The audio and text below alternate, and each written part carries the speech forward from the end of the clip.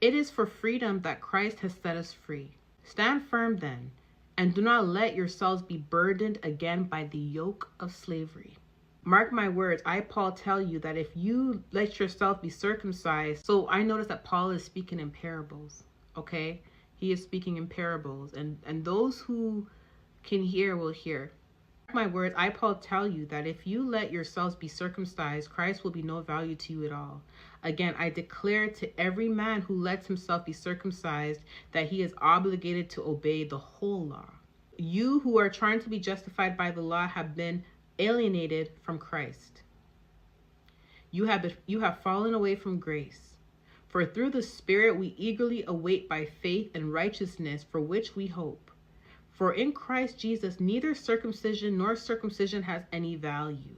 The only thing that counts is faith expressing itself through love. And many guys are probably like, why would he say if you get circumcised, you have no value at all? But then he says in the same breath that those who are circumcised and not circumcised, that doesn't matter because it's all about the faith. Because he is using being circumcised as an analogy.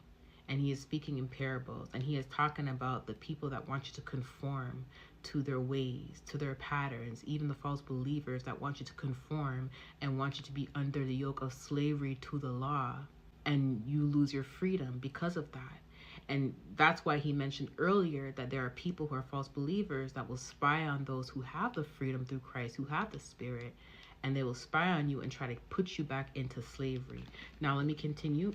The only thing that counts is faith expressing itself through love. You are running a good race. Who cut in on you to keep you from obeying the truth? That kind of persuasion does not come from the one who calls you. A little yeast works through a whole batch of dough.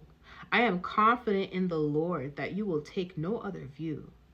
The one who is throwing you into confusion, whoever that may be, will have to pay the penalty. Brothers and sisters, if I am still preaching circumcision, then again an analogy, parable, why am I being persecuted?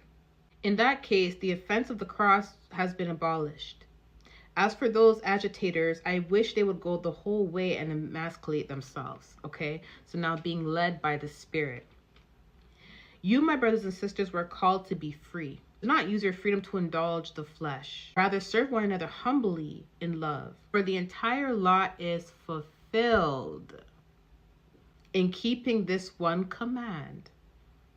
Love your neighbor as yourself. If you bite and devour each other, watch out, or you will be destroyed by each other.